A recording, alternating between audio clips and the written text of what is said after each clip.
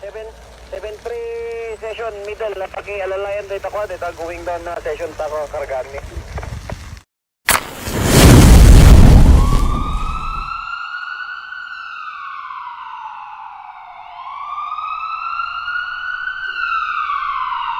Naabo rin ang halos 400 silya, libu-libong libro, computer sets at ibang gamit na aabot sa mahigit 3 milyong piso Sa ang bisperas halaga. na pasukan Pansamantala ngayong munang school year ililipat ang mga estudyante sa ibang 2025-2026. gusali. Nasa may barangay ang isang sections for Swimming club sa Santa Mesa sa Manila. Sa bisperas na pasukan ngayong school year 2025. Yes, men, ilang mag-alasyete kayo mag-alasyete 911, what's your emergency?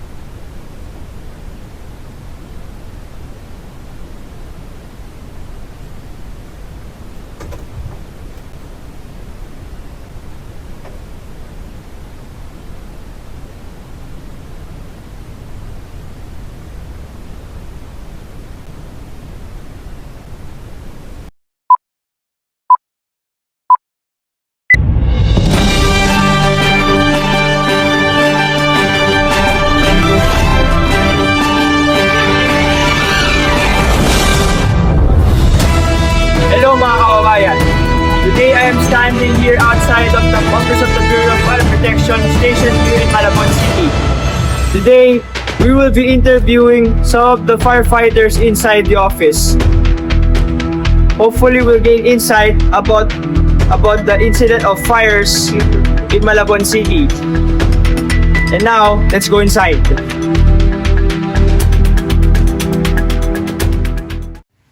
Magandang umaga kababayan, kami po ang St. James Academy. Nandito po kami ngayon sa Malabon City Fire Station para mag-interview po sa mga ating lugar. Ngayon po magpakilala po muna tayo. Ako po pala si Deco Wanda Mabel ng Junior, nakasite as light art dito sa Fire Fashion Station. Ngayon, wala ko yung makutuwa ay hindi lang kundero dito sa Marabel. So yun, FO1 for Daniel Bulagaw. EMS fast ba yan? Yung mga first responder po ba yung mga emergency funds matter. And sumasabak rin tayo sa third eye. Maraming salamat po. Ngayon, para po sa una nating tanong, what specific actions can we do to prevent the cause of more fire accidents? Ano po maaaring gawin natin mga kapwa Malabonan para iwasan po ang pagkakaroon ng mga sunog? Una-una dito sa amin sa Malabon Fire Station, yung mga ginagawa kaming activities like dito sa CRB na regarding sa mga fire drill, seminar. Nagkukontak kami ng fire drill sa ating community, kasama na yung ating mga barangay. Para mas mapalawak yung kaalaman nila regarding sa fire safety awareness and fire prevention. Sa pamamagitan nun, may iwasan natin yung sunog na malala and magkakaroon sila ng panibagong learnings regarding sa pagsuko ng actual sa ating komunidad. So I just want to know, in your opinion, how does human carelessness contribute to frequency of fire accidents? So yun, wala naman taong gustong magkasunog. Walang gustong mangyari sa kanila yung magkasunog. Kaya walang taong careless. I mean, kung gusto nating bawasan or iwasan ang sunog, maging maingat sa lahat ng bagay. Huwag iwanan ng mga saksakan na nakasaksak sa mga plug natin. Yung mga electric fan na nag-overheat, pwede natin ipagpahinga, then saksak na lang ulit. Yun yung mga natin. Opinion para may iwasan din sa'yo. Susunod po na tanong, what is the best thing that the people Harzet can do to prevent ongoing fires? Yan. So, ongoing fires naman, kailangan maging ano lang tayo, kalmado. Maging ano tayo, kalmado sa lahat ng bagay. Huwag tayo mataranta. Kasi habang natataranta tayo, mas lalo tayong nagiging, yung eagerness natin na tumulong, yun pa pala yung dahilan kung bakit hindi maging maayos yung responde ng mga bumbero natin. Katulad namin. Yung stay na lang po sa isang tabi. Huwag na rin magsigaw-sigaw kasi ayun yung dahilan ng natin. Kumbaga, yun yung dahilan kung bakit natataranta yung iba. Tapos susunod po, what should the people present do to first prevent the fire from spreading or evacuate? Una-una sa lahat, kapag kami positive fire review kung sa lugar, kailangan i-alert niyo yung mga tao sa lugar. I-assist nyo sila, i-calm then assist nyo yung situation. Then, tsaka kayo gumawa ng isang procedure na tatawad kayo sa numbero, para may ganitong sunog na rin yan. Para mas mabilis makaalis kung din yung mga gobyerno sa ilong lugar. Tulad dito sa Malanong kasi, medyo congested yung ating lugar, kaya medyo mahirap tumakbo ng mabilis agad-agad. Gawa ng sobrang sikip ng ating lugar, yung traffic capacity natin, medyo sikip. At pagka gano'n, assist nyo yung mga tao sa evacuation procedure, kung saan pwede silang ilagay. Yung susunod po, what are the usual problems that you encounter during emergency response? Disinformation. Halimbawa, kapag may caller, tumawag sa amin, dito sa aming istasyon. Tapos hindi malinaw yung information na binibigay nila. Mahirapan yung mga bumbero kung saan hahanapin yung bumbero kung saan yung pinagkariran ng bumbero. Baga, dapat kasi bilang tayo mga citizen, dapat kapag alam natin may sunod o nakita natin na mag-uumpisa yung ganitong insidente, dapat kumpleto yung informasyon na ibigay natin sa mga emergency responders para in case na kailangan ng tulong, makapadali yung pag-responde nila to sa sila. Tapos, yun nga.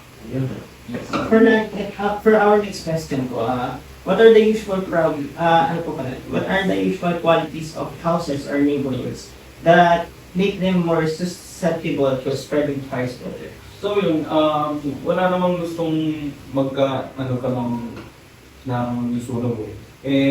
Ang karamihan kasi dito sa Malabon, medyo tayo sa bahay. Light materials ang gamit. So, ang na lang is prevention na lang. Kailangan maging maingat talaga sa paggamit ng mga electrics or huwag magtapon-tapon ng mga upos-upos para makaiwas din talaga sa sunog. Ayun, humarap niya. So for our last question po, would you say that Malabon City streets and bridges are easily accessible for fire trucks and emergency responders? Actually, hindi natin masasabi na ATV kasi ang ganda ay kakulangan pa rin yung mga city natin regarding sa accessible ng mga fire trucks na applicable sa akin. Medyo, kung nasabi ko kanina, medyo congested yung lugar. Tulad ng sabi niya, pura light materials yung lugar natin. Ganda yung mag-decide yung apoy, yung ganun bagay. Ang siguro magagawa lang talaga dyan, hindi niya, kailangan magkaroon ng mabuting coordination sa amin. Doon po lang tatapos. Salamat. Magandang hapon mga gamers. Nandito po kami sa Fire Interview Policy Station. Ngayon po ay interview po namin ang isa po sa kanilang mga focal persons. Una umaga po, meron na bang mag-introduce po muna sa amin? Mag-introduce ako. Ako nga pala si Fire Chief Jose,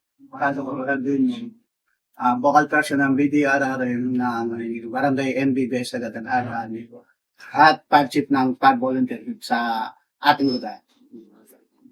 So, yung lang pala, what specific actions are we doing to prevent of more fire Kalimitan kasi ang cause ng noon, electrical pipe. So, yung naiiwan nating plug, kung maalis tayo, nagkakaroon ng problema o kaya mababad, pumuputok, doon focus ang yan. Kaya yung tupos na plug, yung maraming saksak, yan, dyan tsaka yung mga yun ang klaseng mga outlet. Alilita naman siya. Puro China yun. Yung maso! At sumusunod sa electrical fire is cause ng superkalan or LPG. Yan. Yan ang kalimitan na number 1 na sunog, dahil na sunog sa ating lahat. Second question po. In your opinion, how much does human carelessness contribute to the frequency of fire accidents? Yun nga yung nasabi ko na naiiwan nilang nakasaksak yung mga appliances, nag-overheat. So, sana pag aalis tayo, i-unplug natin yung mga saksakan, ng ilaw, off natin. Sa ganun, hindi magkakaroon ng cause of fire. Yun lang naman ang kalimitan na cause of fire. Regarding sa electrical fire. Sa LPG po. Sa LPG, once in a month, kailangan magpapalit tayo ng hose. Chine-check natin ng hose at regulators. Madali lang i-checkin yun. Mag-ano kayo ng sabon sa tubig, tapos basahan, ipunas sa hose. Once na may bumula, yan, ibig sabihin nun, may tagas yung hose mo. Saka yung LPG, hindi naman siya mismong sumasabog eh. Mas okay sa akin ang LPG kaysa sa superkalan. Superkalan, mas unpredictable yung yun. Kasi, pang-outdoor lang ang superkalan.